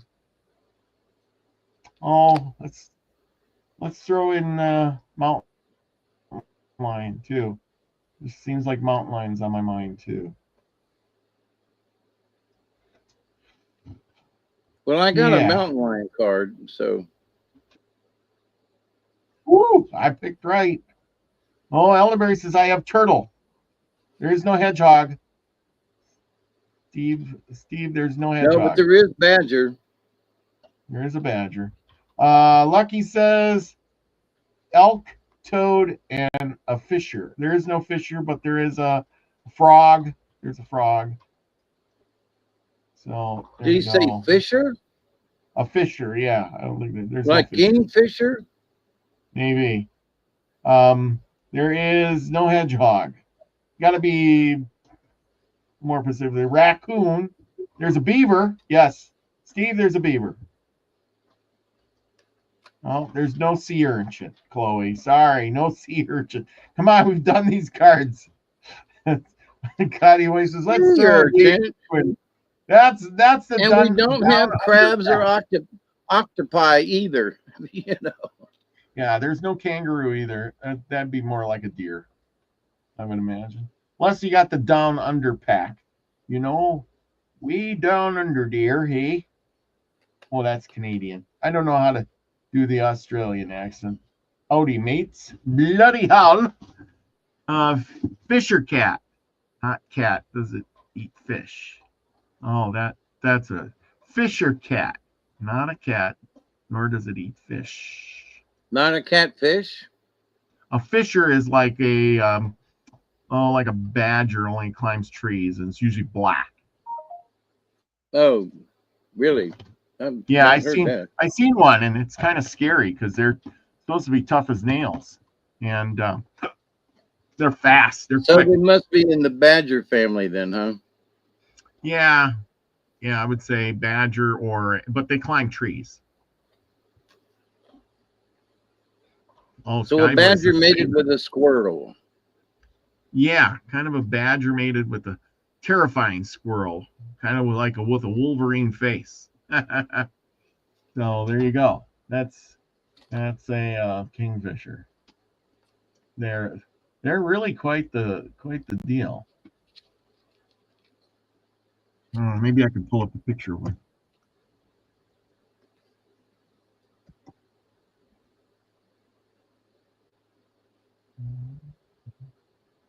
No, they ain't giving me a picture. Giving me a bird.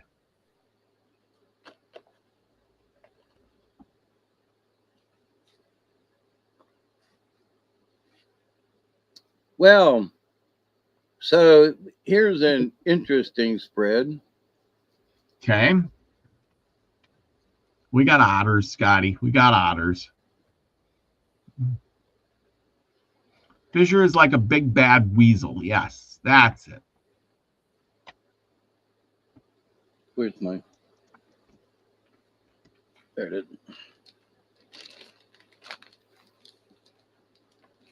All right, so first one up Okay. is Hang on a buffalo. second. Hang on. This is a fisher, everybody. This is what a fisher looks like. Right here. This is a fisher. Get this up. Yeah, see, it looks like a cross between a thing. There. That's.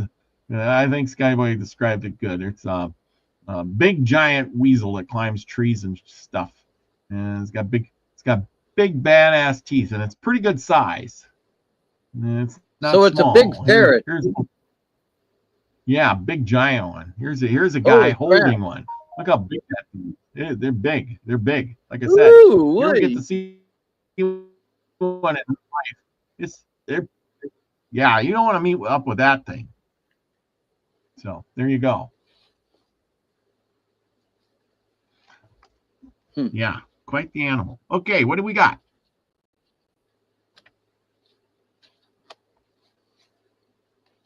This is Yeah, a like he says, I've this seen is them a on my hike, strange one, boy. but a ranger said avoid them. Yes, avoid them because they are badass.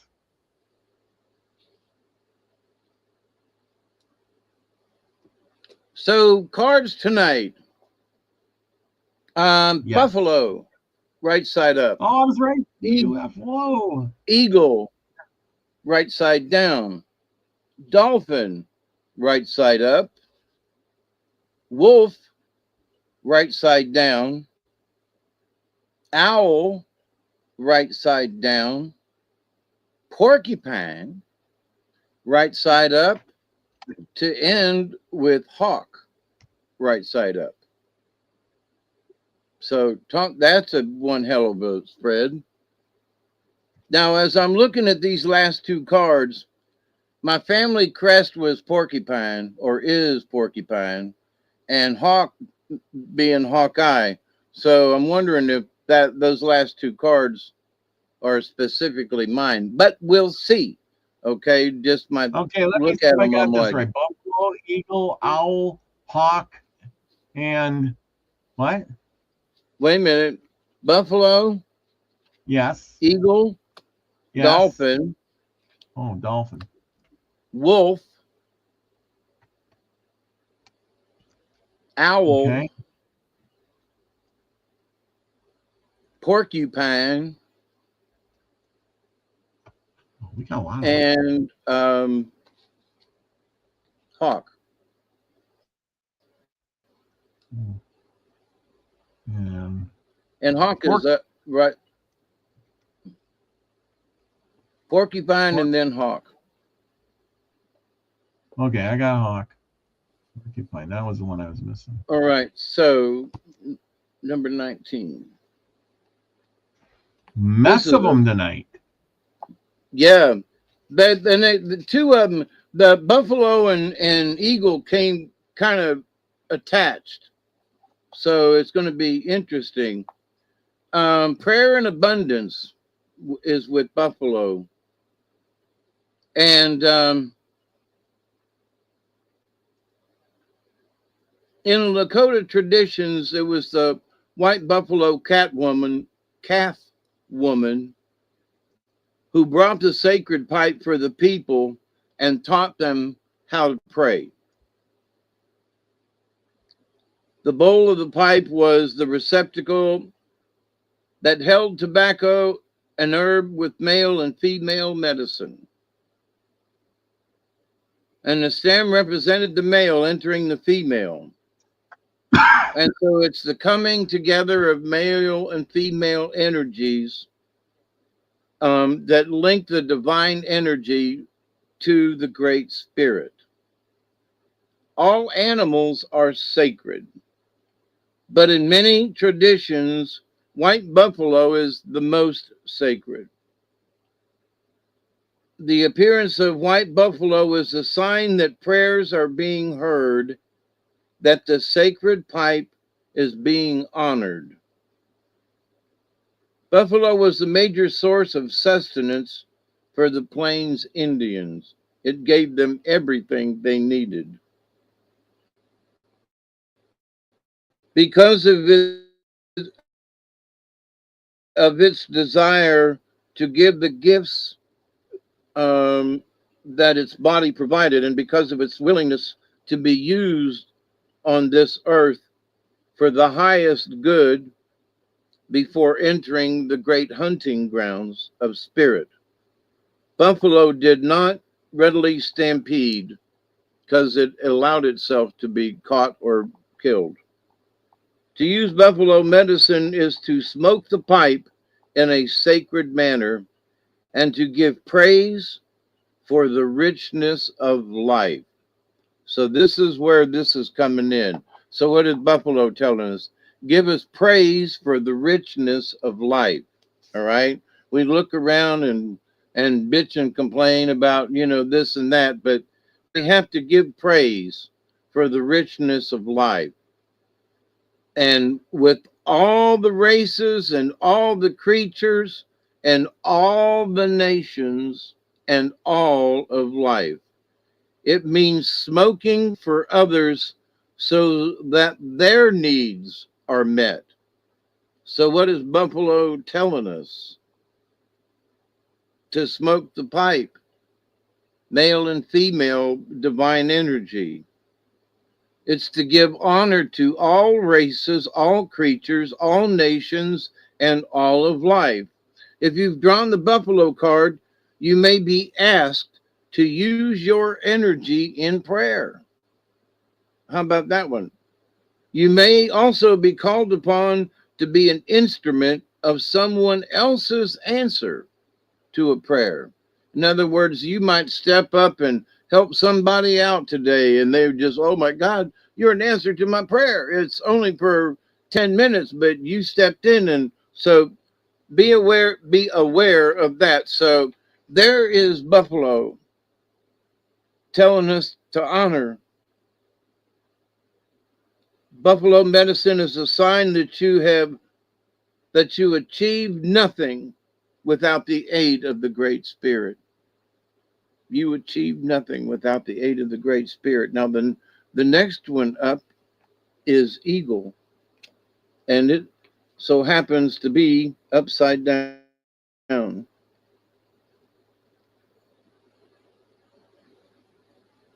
And eagle is spirit.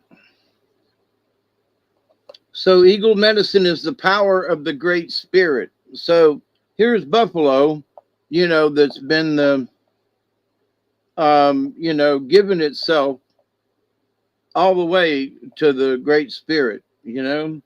And so here is spirit, the eagle, saying that eagle medicine is the power of the Great Spirit, the connection to the divine. So here's eagle, its connection to the divine.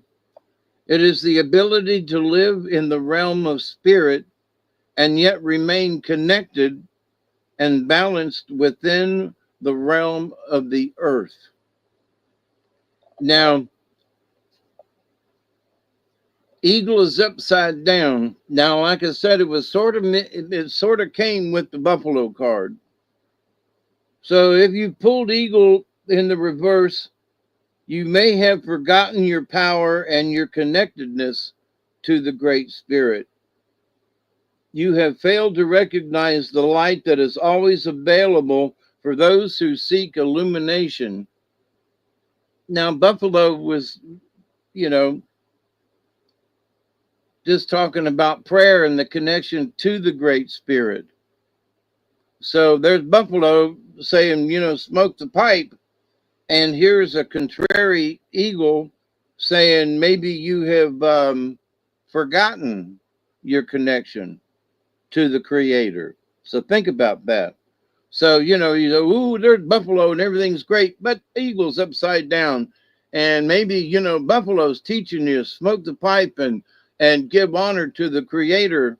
But in the next card, it says you've forgotten. So you're kicking the dirt, and you haven't, you need to pay attention. So on some level, eagle is telling you to seek higher ground on which to build your nest. Eagle nest is high in the mountains and high in a tree where the air is clean and the movement free. Excuse me. So those two cards, okie dokie, connection to the Creator.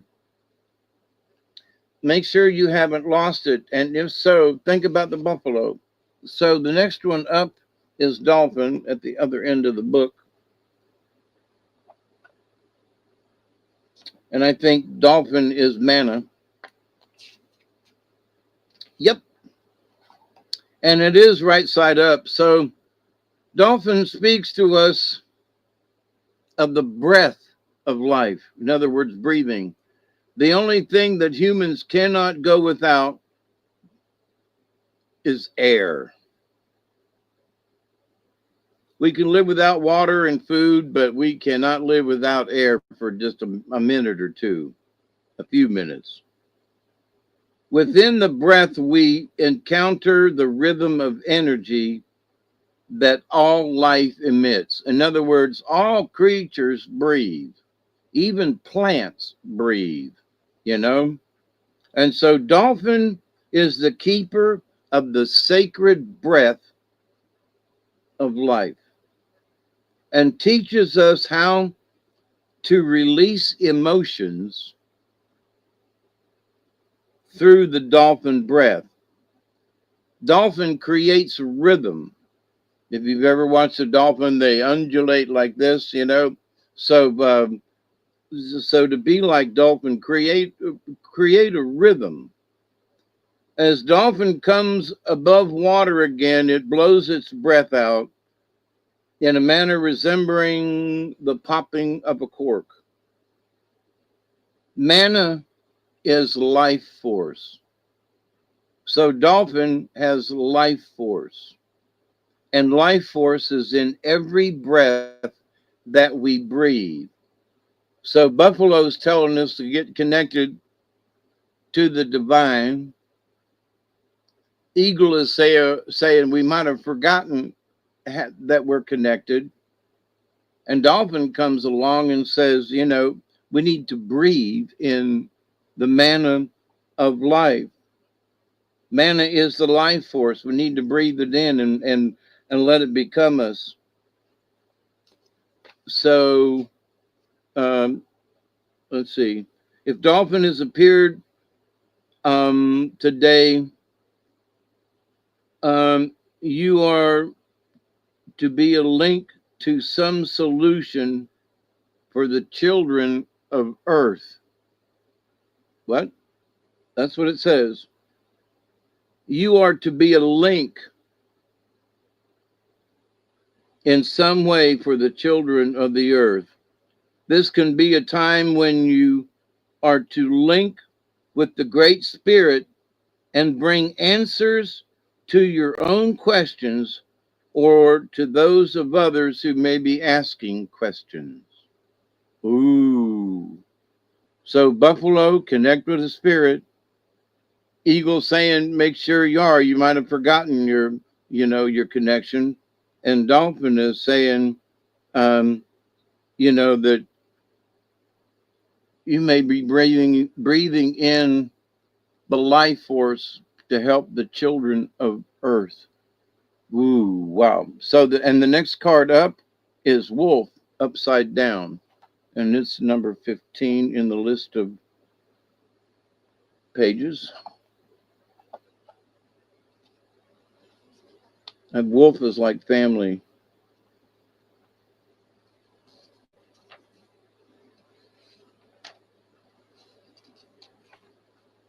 And right next to it was the dog card. So, and here we go with Wolf is the teacher. So connect to the Great Spirit. Eagle saying, make sure, you haven't lost your way. Dolphin is saying, breathe in the manna, and we're going to be teaching the children of the earth. And the wolf is saying, a teacher, here's Wolf, the teacher, but it's upside down. Wolf is the pathfinder, the forerunner of new ideas, who returns to the clan to teach and share medicine.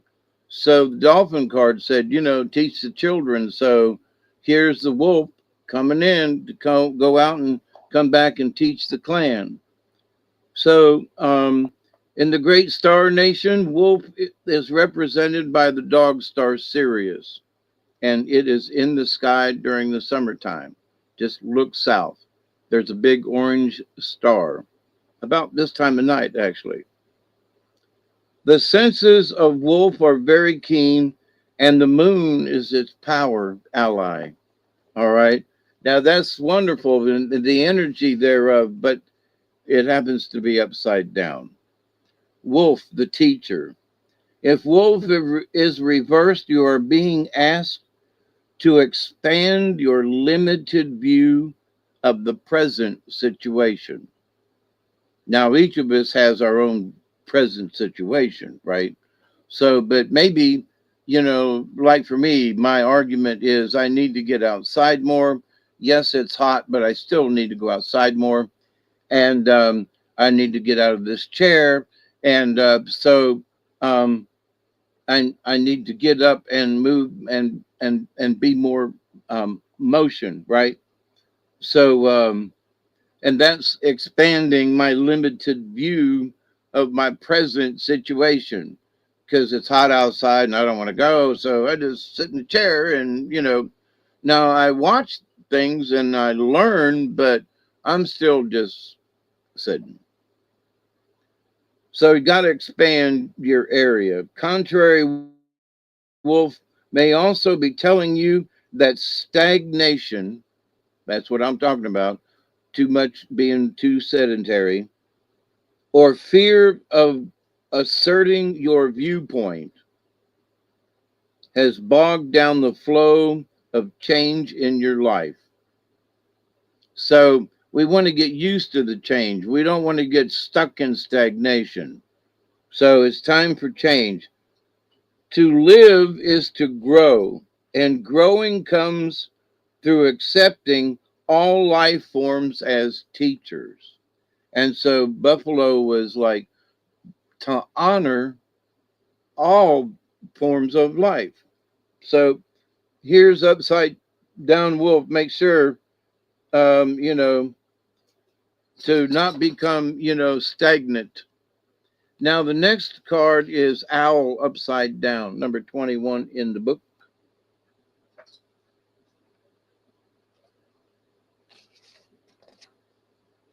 One more. And owl upside down, this is deception.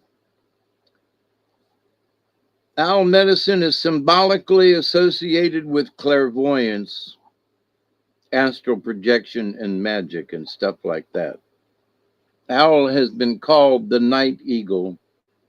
And over the many centuries, millennium, owls have been used for seeing because they can see in the dark. And they can also hear really well.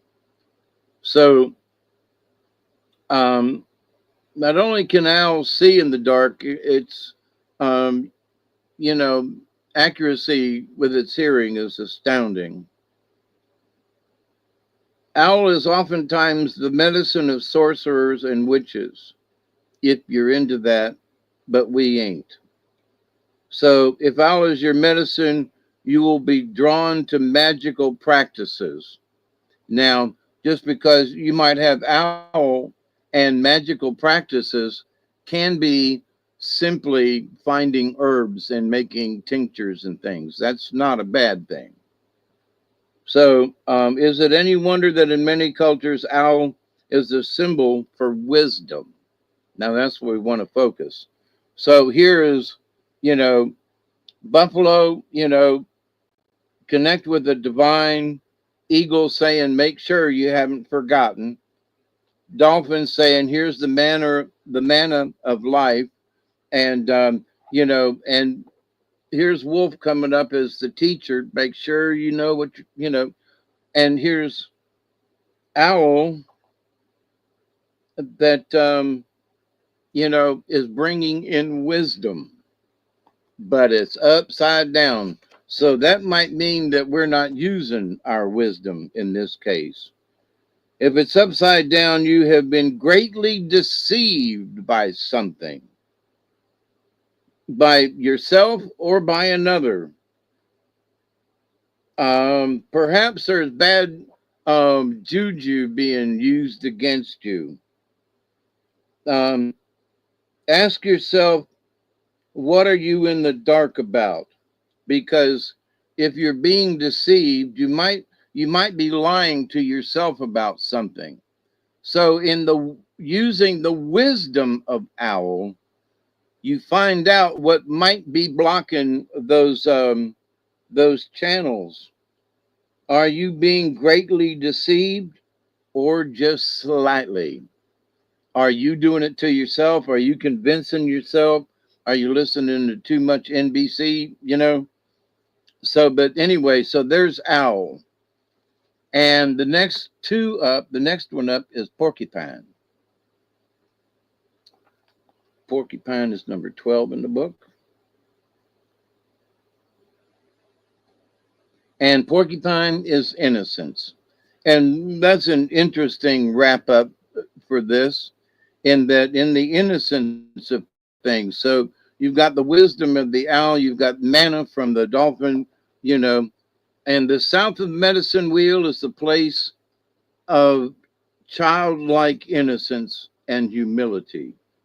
It is the home of playfulness and the position of porcupine on the medicine wheel of life. So porcupine is innocence, the innocence of life. Porcupine won't attack anything. It'll ball up and you can try to attack it, but you're going to get a quill. So porcupine has many special qualities and a very powerful medicine. It's the power of faith and trust. Ooh.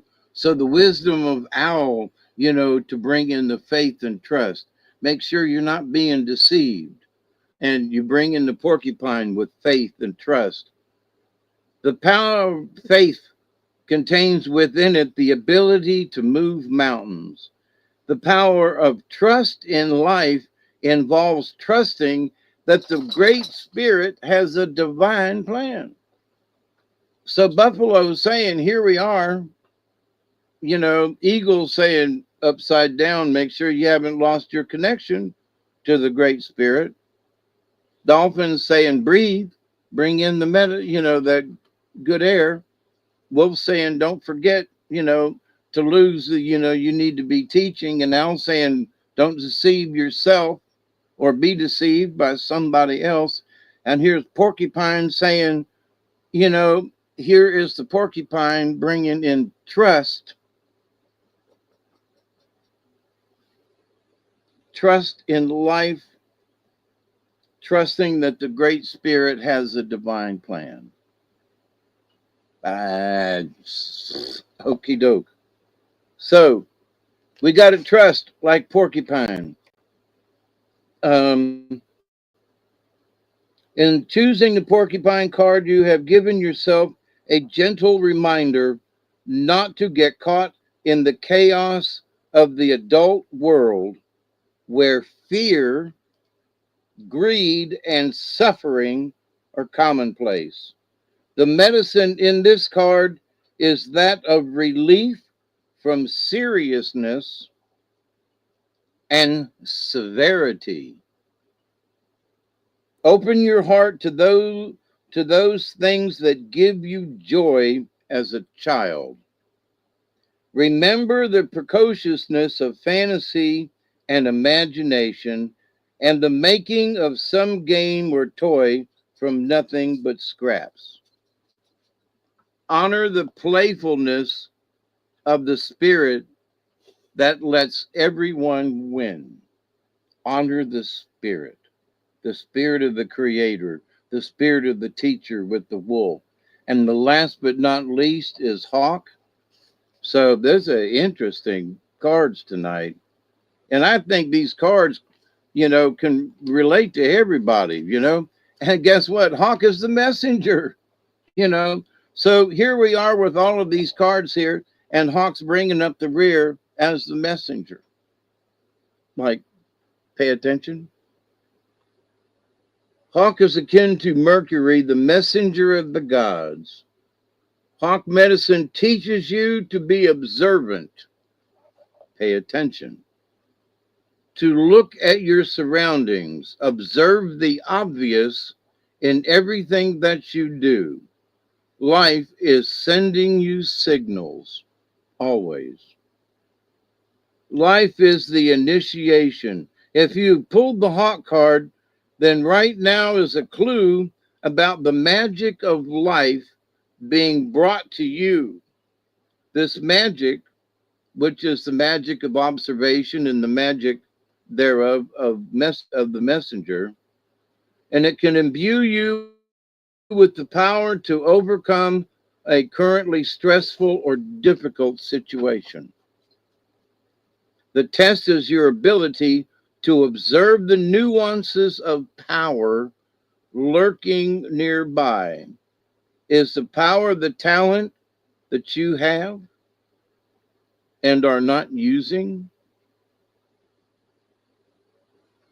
Beware, because Al's saying, beware of deception, and you could be deceiving you that you're not using all of your talents. Now, when this book talks about powers, it's not talking about, shooting light beams out the end of your fingers and stuff like that and turning people to stone and no, no, no, no. But, the power of observation is a great talent. And, the power to not be deceived like that of Owl, the power of Porcupine to know how to be childlike when it's necessary and how to play.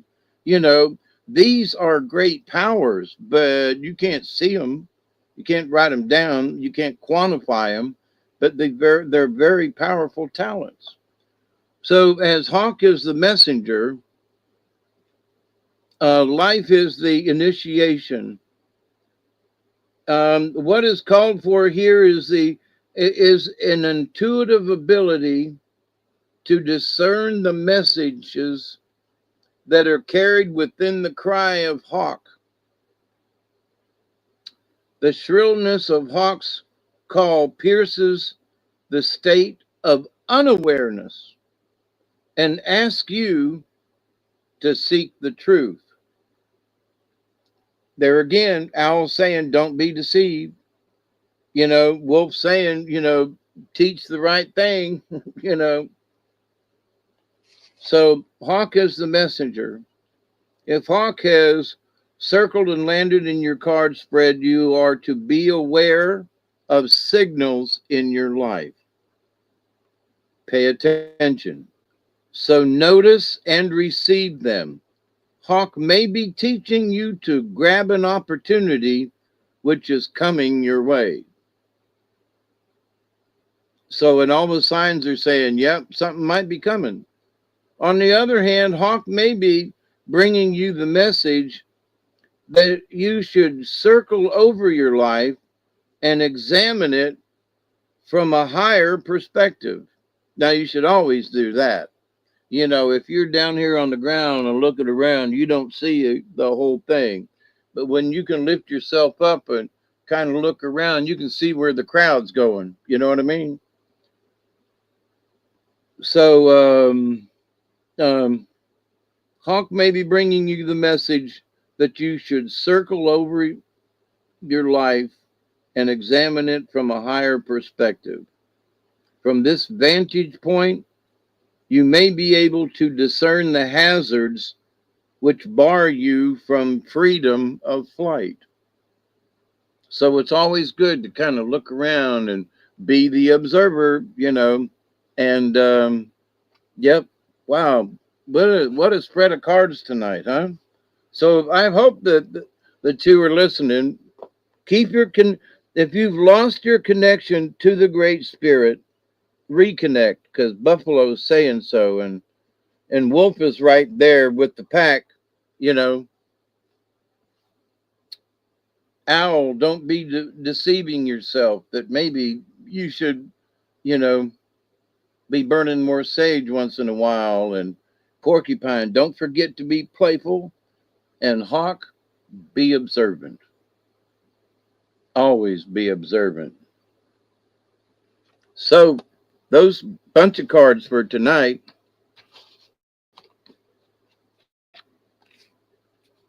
Oh, and Eagle upside down too. I forgot that one. It got covered up. So we've had two birds, Eagle is number 1 card and Hawk is the number 2 card. That's interesting. Um, you know, with Buffalo being the connection to the Great Spirit, and Eagle being the connection to the Great Spirit, Dolphin Breath, connection to the Great Spirit, you know, Wolf being connected as the teacher, you know, Porcupine with the playfulness. The Great Spirits is yakking at us. Pay attention.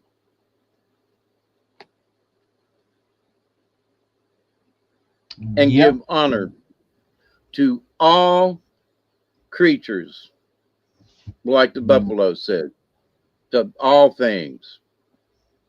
Yep, give honor. Yep. Give honor. Very good cards. To me, Absolutely. that's an up. As I'm sitting here, Thank you kind all. of, you know, that's an uplifting spread to me. You know, don't be deceived.